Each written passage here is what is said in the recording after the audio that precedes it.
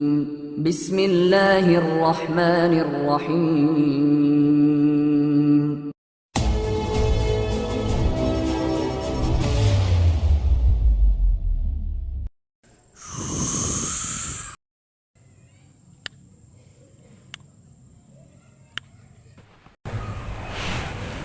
حمدا ومصليا اما بعد فاعوذ بالله من الشيطان الرجيم بسم الله الرحمن الرحيم انما يعمر مساجد الله من آمن بالله وقال تعالى في مقام آخر وليتلطف ولا يشعرن بكم أحدا صدق الله العظيم وقال النبي صلى الله عليه وسلم إن الله رفيق يحب الرفق وقال عليه الصلاة والسلام من بنى لله مسجدا بنى الله له بيتا في الجنة أو كما قال عليه الصلاة والسلام اللهم صل على محمد وعلى آل محمد كما صليت على إبراهيم وعلى آل إبراهيم إنك حميد مجيد اللهم بارك على محمد وعلى آل محمد كما باركت على إبراهيم وعلى آل إبراهيم إنك حميد مجيد محترم سامعین برادران عزیز، معاف کرنے کی فضیلت کیا ہے اور معاف کرنا یہ کتنی بڑی بات ہے، اس تعلق سے اور مساجد کی اہمیت کے تعلق سے کچھ ضروری باتیں عرض کرنی ہے۔ پہلی بات یہ ہے کہ آدمی جب معاف کرتا ہے اللہ کو یہ بہت پسند ہے۔ دیکھیں اللہ کے نبی صلی اللہ علیہ وسلم فتح مکہ کے موقع پر جب مکہ کے اندر داخل ہوئے، 21 سال تک اس مکہ کے کفار نے اللہ کے نبی کو اس طریقے سے ستایا کہ کوئی چیز بھی ایسی نہ تھی جس سے اللہ کے نبی صلی اللہ علیہ وسلم کو کفار مکہ نے تکلیف نہ دی ہو۔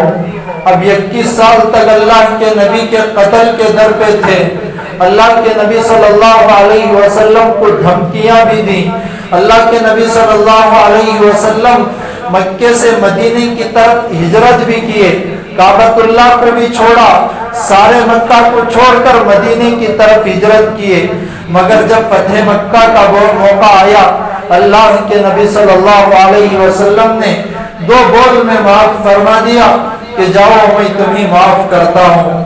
تو دیکھیں آج ہم اگر کوئی داڑھی رکھتا ہے یہ سنت عمل ہے، اگر کوئی پگڑی پہنتا ہے یہ بھی سنت عمل ہے، اگر کوئی اپنا پیجامہ ٹخنوں سے اوپر پہنتا ہے یہ بھی سنت عمل ہے، مسواک کوئی کرتا ہے یہ بھی سنت عمل ہے، اور اس کے علاوہ بہت ساری سنتیں ہیں جس پر عمل کرنے سے اللہ کے نبی صلی اللہ علیہ وسلم کو خوشی حاصل ہوتی ہے۔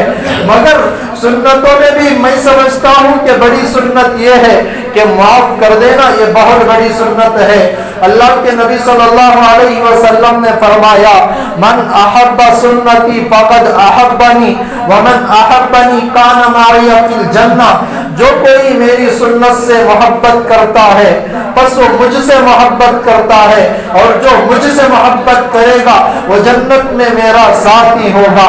غور کرنے کا مقام ہے، جنت کا ملنا یہ بھی بہت بڑی نعمت ہے، مگر جنت کے ملنے سے بھی ایک بڑی نعمت اللہ کے نبی صلی اللہ علیہ وسلم کے ساتھ ہو جانا ہے، اللہ کے نبی کی صحبت ہے۔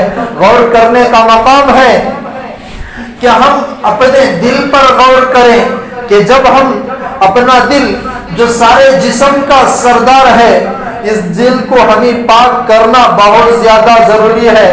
ہم نیا کپڑا پہنتے ہیں، نئے کپڑے پر کوئی داغ کوئی دھبا نہ آئے، اس لیے ہم اپنے کپڑے کو صاف رکھتے ہیں، پاک رکھتے ہیں۔ جب کھانے کا موقع آتا ہے تو ہم دیکھتے ہوں گے عید کے موقع پر، جمعہ کے موقع پر جب نیا کپڑا پہنتے ہیں ناپکن اپنے کپڑوں پر ڈال کر بعد میں کھاتے ہیں تاکہ کوئی دھبا ہمارے کپڑوں پر نہ آئے۔ مگر بات یہ ہے کہ 2 یا 3 دن گزرنے نہ پائیں گے، ہمارے کپڑے میلے ضرور ہوں گے۔ اس لیے کہ ایک اصول کی بات ہے، میلے کپڑے ضرور ہوں گے، کپڑوں کو نکال کر صاف کیا جاتا ہے صابن کے ذریعے سے۔ اسی طریقے سے انسان کا جو دل ہوتا ہے، یہ دل پر بھی منفی رویے ضرور آئیں گے۔ دنیا ہے، دنیا ہونے کے ناطے منفی رویے دل پر ضرور آئیں گے۔ بڑی بات یہ ہے کہ منفی رویہ آنے پر ہم درگزر کرنا سیکھ لیں، یہ بہت بڑا سنت والا عمل ہے۔ اللہ کے نبی صلی اللہ علیہ وسلم کے چچا حضرت حمزہ رضی اللہ تعالی عنہ کے 11 ٹکڑے کیے گئے تھے، مگر ان کے ٹکڑے کرنے والے جب اسلام میں داخل ہوئے، اللہ کے نبی صلی اللہ علیہ وسلم کو بڑا دکھ تھا کہ میرے چاچا کے ساتھ یہ معاملہ کیا گیا، مگر جب یہ اسلام میں داخل ہوئے اللہ کے نبی صلی اللہ علیہ وسلم نے ان کو بھی معاف فرما دیا۔ تو غور کریں، دل کے اوپر دنیا ہے، منفی رویے ضرور آئیں گے، ہم ان منفی رویوں کو درگزر کرتے جائیں گے، اللہ تبارک و تعالیٰ دین کا کام ضرور ہم سے لیں گے۔ 2 باتیں ہیں، غور سے سنیں۔ اگر کوئی اجلا سفید وائٹ کپڑا پہنتا ہے، اسی طریقے سے اگر کوئی کلر کپڑے پہنتا ہے، اگر کسی کلر کپڑے پر داغ آئے، دھبا آئے، میل آئے، کچیل آئے، اگر یہ کلر کپڑے کوئی ناپاک ہو تو یہ ناپاک ہوئے تو زیادہ طریقے سے نظر نہیں آئیں گے، اگر میلے کچیلے ہو تو سامنے والے کو زیادہ تر نظر نہیں آئیں گے۔ اگر کوئی سفید کپڑے پہنتا ہے، اس کے اوپر تھوڑا بھی میل آئے، تھوڑا بھی کچیل آئے، یہ ضرور نظر آئے گا۔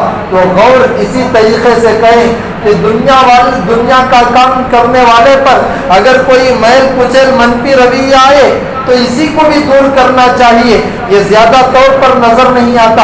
اگر دین کے کام کرنے والے اگر اپنے دل کے اندر بغض حسد رکھیں گے، اس کا بہت بڑا منفی اثر ثابت ہو سکتا ہے۔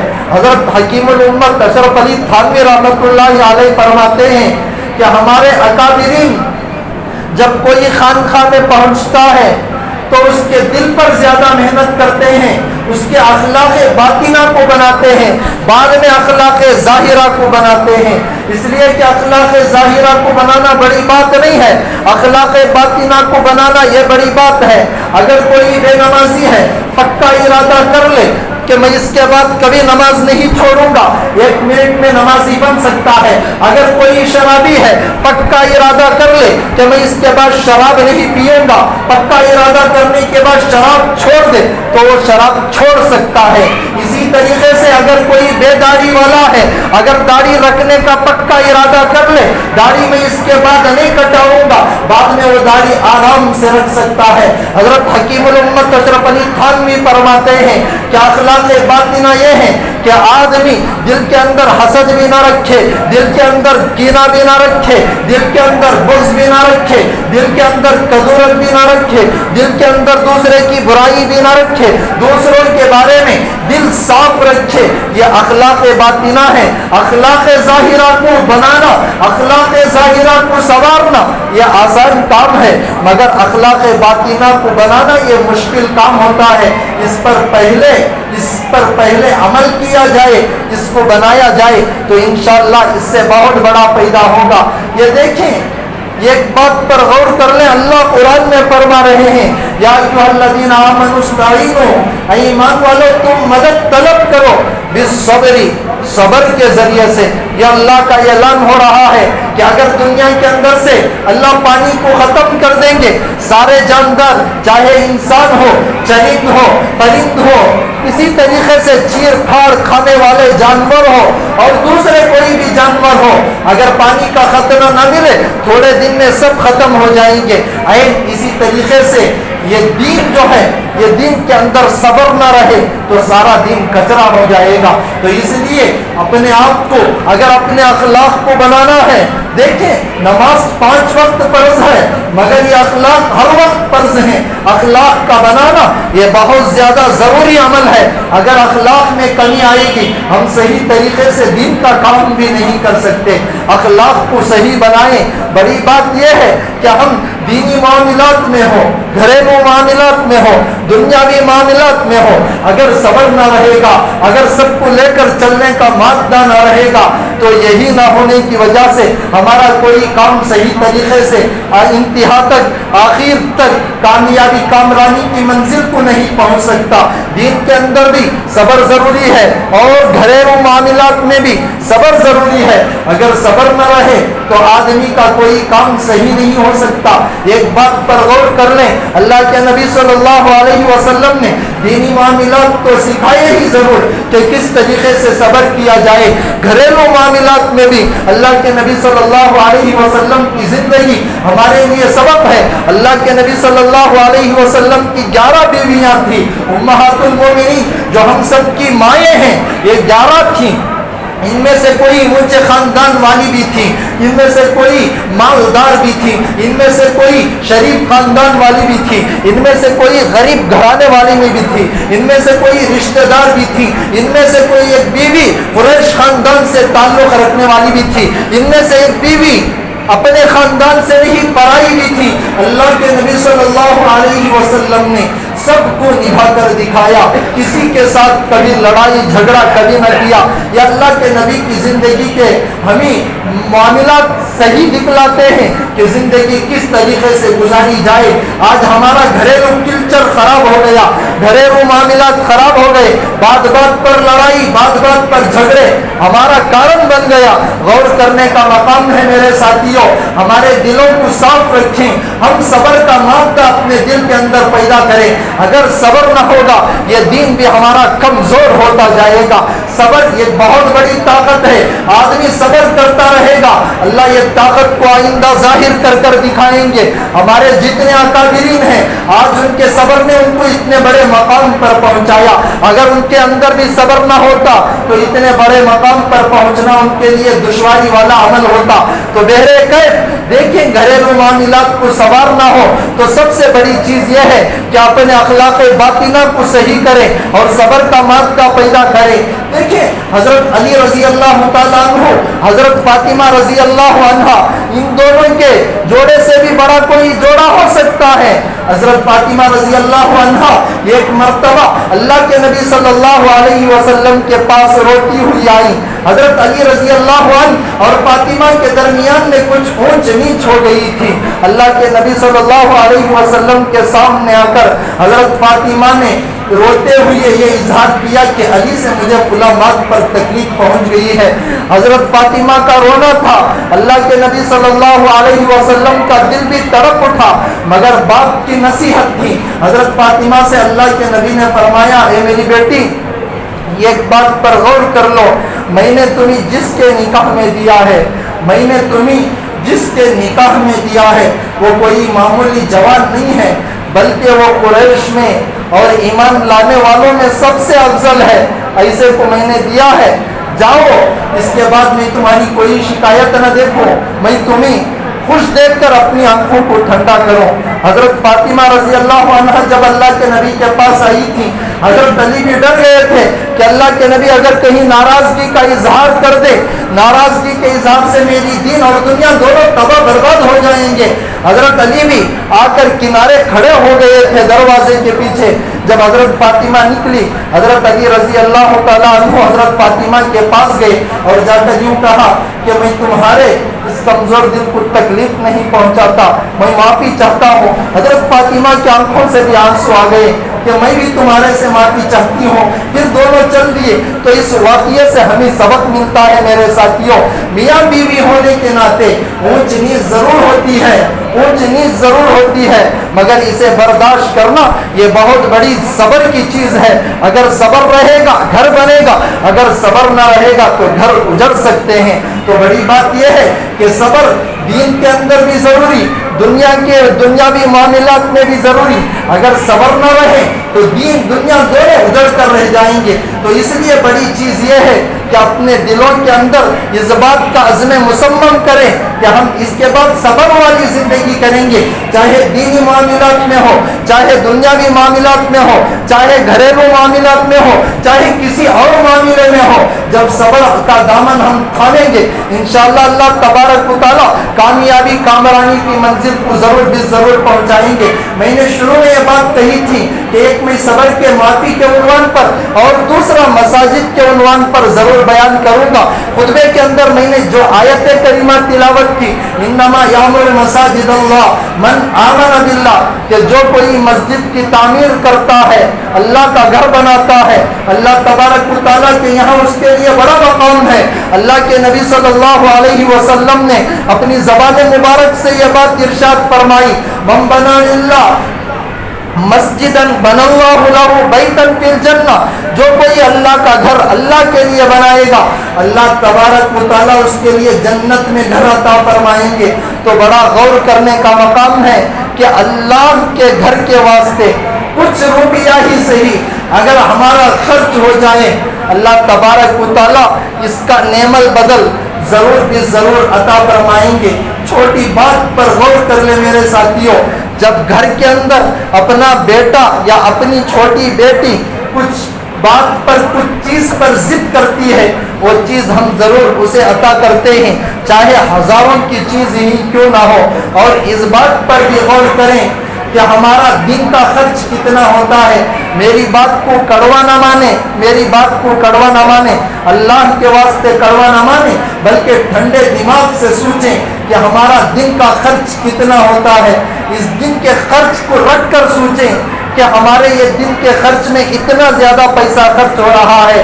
اگر ہم کسی صرف اپنے خرچ کا 1%, 2%, 10% حصہ نکال کر مسجد کے حوالے کریں, ایک تو دنیا بھی بنے گی, ایک تو آخرت بھی بنے گی. دنیا کا ماحول ہے, دنیا کا معمول ہے کہ اگر ہم کسی انسان کی مدد کرتے ہیں, دوسرے وقت ہمارے لیے کچھ مدد کا موقع آئے تو وہ انسان آ کر ہماری مدد ضرور کرے گا.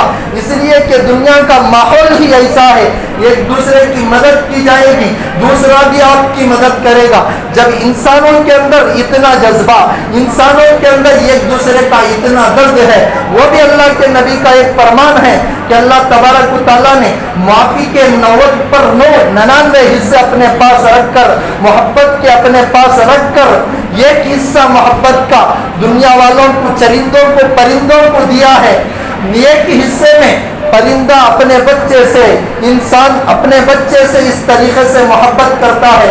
جب اللہ کی محبت کا سوچیں کہ اللہ تبارک و تعالیٰ کتنی محبت اپنے بندوں سے کرتے ہوں گے, اس بات کو رکھ کر اگر اللہ کے گھر کے واسطے ہم کچھ پیسہ ہی ضرور دے دیں گے تو میں اللہ سے امید لگا کر کہتا ہوں اللہ تعالیٰ دنیا میں بھی اس کا نعم البدل عطا فرمائیں گے, آخرت میں بھی اس کا نعم البدل عطا فرمائیں گے. آج ہمارے دلوں کے اندر کھل کر میں یہ بات کہہ رہا ہوں, اللہ کے راستے میں دینے کا جو سچا لباس تھا, سچا اخلاص تھا, وہ بالکل ختم ہو گیا. ہمارے حضرت طاہر حسین صاحب رشادی قبلہ دامت برکاتہم ایک مرتبہ مشکات شریف کا سبق پڑھا رہے تھے. دوران درس ایک مرتبہ ایک بات پر گفتگو حضرت کی ہوئی.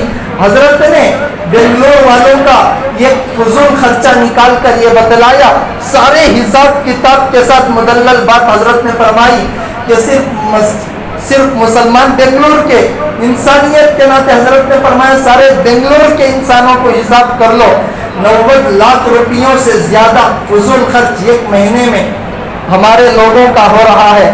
اگر یہ 90 لاکھ روپیے, 1 کروڑ روپیے مساجد کے واسطے, مدارس کے واسطے, مکاتب کے واسطے خرچ کیا جائیں تو آج مسجدوں کے واسطے چندہ مانگنے کی ضرورت محسوس نہ ہوگی.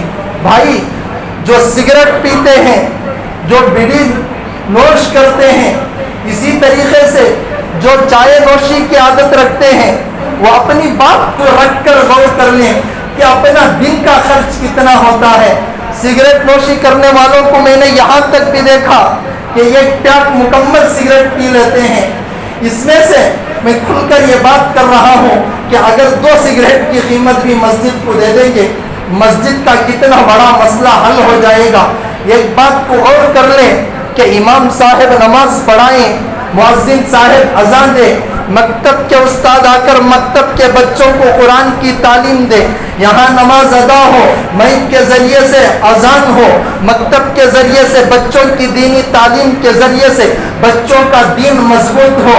اب اس کے پیچھے امام کی تنخواہ، اس کے پیچھے مؤذن کی تنخواہ، اس کے پیچھے مکاتب کے اساتذہ کی تنخواہ، یہ سب تنخواہ کے پیچھے آپ کا مال لگے گا۔ ہر نماز کے بدلے میں اللہ تبارک و تعالی ہر نماز پڑھنے کا جتنے آدمی امام کے پیچھے پڑھیں گے، یہ سارا ثواب اللہ سے امید لگا کر کہتا ہوں، اگر آپ کا 10 روپیہ بھی لگے گا، میں اللہ سے امید لگا کر کہتا ہوں کہ یہ ثواب اللہ آپ کے نامہ اعمال میں ضرور دیں گے۔ دیکھیں، مسجد کو دینا کوئی معمولی چیز نہیں۔ علامہ اقبال رحمۃ اللہ علیہ ایک بہت بڑے شاعر گزرے ہیں، ہندوستان کی آزادی میں حضرت کا بہت بڑا حصہ ہے۔ یہ ایک بات ہمیشہ فرمایا کرتے تھے کہ دیکھو، میں نے بہت تلاش کیا کہ جو آدمی اللہ کے راستے میں دیا ہو اور وہ فقیر ہو گیا ہو، دنیا کے اندر مجھے کوئی ایسا آدمی مل کر ہی نہیں ہے۔ تو اس بات پر غور کر لیں میرے ساتھیوں، اللہ خود قرآن میں یہ اعلان فرما رہے ہیں، من جاء بالحسنہ فلہ عشر امثالھا، کہ جو کوئی اللہ کے واسطے ایک دے گا، اللہ تبارک و تعالیٰ اس کے لیے 10 عطا کریں گے۔ 1 روپیہ بھی مسجد کے واسطے دیا جائے، اللہ تبارک و تعالیٰ اس کا 10 گنا آپ کو ضرور عطا فرمائیں گے۔ دل کھول کر کہ اسے ٹیکس کی طرح مجبور نہ سمجھیں کہ ٹیکس مسجد والے وصولی کر رہے ہیں، کہ یہ ظلم کیا جا رہا ہے۔ تو دیکھیں، 100 روپیہ آپ کا لگ رہا ہے، اللہ سے امید ہے یہ 100 روپیہ اللہ کے راستے میں دینے کی وجہ سے اللہ تبارک و تعالیٰ آپ کی بہت ساری آفتیں ٹال رہے ہوں۔ اس 100 روپیے کی بدولت آپ کی بہت ساری بیماریاں اللہ ٹال دیں گے۔ یہ 100 روپیے کی بدولت اللہ سے امید ہے اللہ تبارک و تعالیٰ آپ کے مال میں ترقیات کے فیصلے فرمائیں گے۔ غور کریں، صحابہ کے واقعات ہمارے واسطے دلیل ہیں، انبیاء کے واقعات ہمارے واسطے دلیل ہیں۔ اللہ کے نبی مکے سے مدینے میں آئے، سب سے پہلے اپنا گھر نہیں بنائے، سب سے پہلے اپنا حجرہ کمرہ نہیں بنائے، اپنے بیویوں کے واسطے گھروں کا انتظام نہیں کیے، سب سے پہلے جو فکر کی اللہ کے نبی نے وہ مسجد کی تھی، مسجد کی تھی۔ ہم نبی کی امتی ہونے کے ناطے اپنے گھروں کا خرچ رکھ کر مسجد کو جب 100 روپیہ 200 روپیہ 500 روپیہ دینے کا وقت آئے تو اپنے آپ کو سامنے حاضر کر ضرور عطا کرے۔ میں یہ بات اس لیے کہہ رہا ہوں میرے ساتھیوں کہ اگر یہ 100 روپیے کی بدولت آپ کا چندہ اکٹھا ہو کر ہزاروں کی تعداد میں ہوگا، اس سے امام کی تنخواہ، مؤذن کی تنخواہ مستقل دی جائے گی۔ امام نماز پڑھے گا، 100 آدمی آپ امام کے پیچھے نماز پڑھیں گے اور مؤذن اذان دے گا، مؤذن کی اذان کی آواز جہاں تک جائے گی وہاں تک بھی اللہ تبارک و تعالیٰ کے فرشتے دعا ضرور دیں گے۔ اتنا ثواب آپ کے 100 روپیہ کی بدولت آپ کے نامہ اعمال میں جب لکھا جائے گا تو یہ کوئی معمولی چیز نہیں ہے۔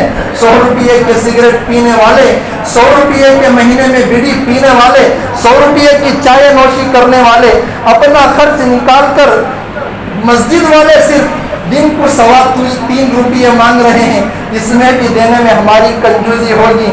اللہ سے ہم جواب دیں گے، اللہ پوچھیں گے حشر کے میدان میں، یہ حدیث سے بات ثابت ہے کہ تو نے مال کہاں کمایا اور کہاں خرچ کیا، یہ اللہ ضرور سوال پوچھیں گے۔ تو اس لیے ان باتوں پر غور کریں۔ انشاءاللہ میں آئندہ بھی مسجد کی اہمیت کے عنوان پر ضرور بات کروں گا۔